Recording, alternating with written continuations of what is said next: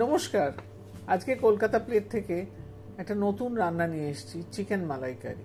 অনেকে অ্যালার্জির জন্যে চিংড়ি মাছ খেতে পারেন না, কিন্তু তারা কি মালাইকারি খাবেন না? এত বিখ্যাত একটা রান্না, অবশ্যই খাবেন চিকেন মালাইকারি। এর জন্য লাগছে গোটা জিরে, তেজপাতা, গাজর কোড়া আর পেঁয়াজ বাটা, হলুদ, গরম মশলা গুঁড়ো, জিরে গুঁড়ো, গোটা গরম মশলা, লাল লঙ্কার গুঁড়ো, কাশ্মীরি লঙ্কার গুঁড়ো, চিনি, সর্ষের তেল। আর লাগছে নারকোল কোড়া, একটা গোটা নারকোল কুড়িয়ে নিয়েছি।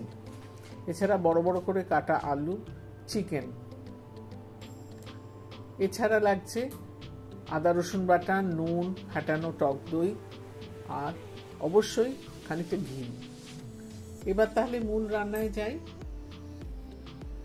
এই চিকেনটাকে 1 চামচ আদা রসুন বাটা দিয়ে আমি নুন দিয়ে মাখিয়ে নেব ভালো করে। কড়ায় আমি 4 চামচ তেল দেবো, এতে কিন্তু আমার পুরো রান্নাটা হয়ে যাবে।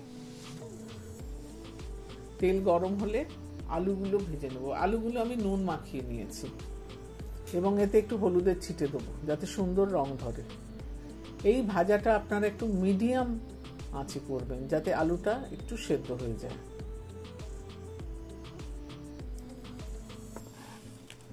আলু সেদ্ধ হলে দেখুন রং ধরে গেছে।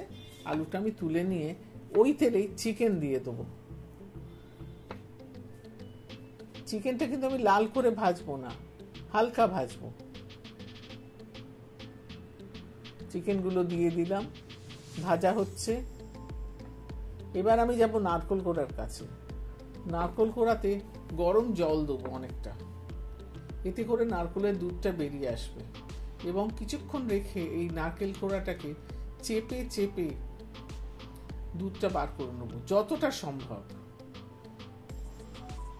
এইটা হতে হতে আমার চিকেনটাও দেখবেন হয়ে গেছে। দেখুন চিকেনটা হয়ে গেছে, লাল হয়নি কিন্তু হালকা ভাজা হয়ে গেছে। এই চিকেনটা আমি তুলে নেব। তুলে নিয়ে এবার তেজপাতা, গোটা জিরে, গোটা গরম মশলা ফোড়ন দেব।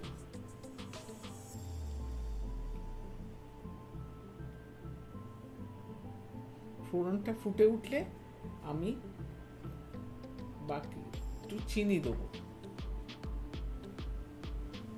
চিনি দেওয়ার পর গাজরটা দেবো।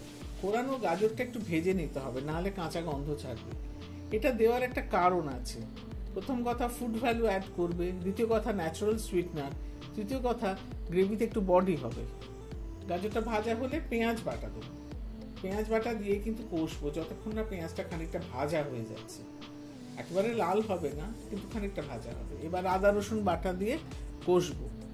আদা রসুন বাটার কাঁচা গন্ধটা চলে গেলে, তেল ছেড়ে দিলে আমি বাকি সমস্ত মশলা দিয়ে দেবো।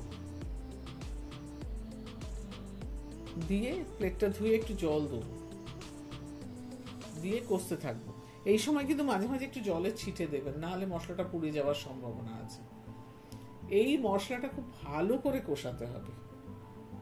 যখন ভালো কষে যাবে তখন আমরা আরেকটা জিনিস অ্যাড করবো। এতে দইটা দেবো। ফ্যাটানো টক দইটা দিয়ে গ্যাসটা কমিয়ে ভালো করে নাড়তে থাকবো। এই সময় কিন্তু নাড়া বন্ধ করবেন না, তাহলে কিন্তু দইটা ফেটে যাবে।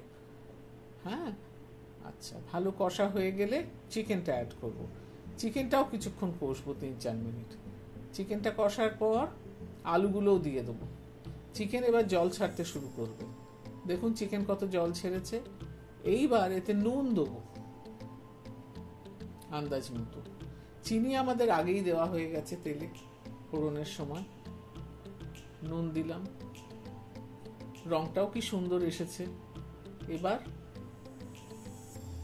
একটুখানি ফুটে উঠলে নারকোলের দুধটা দিয়ে দেবো।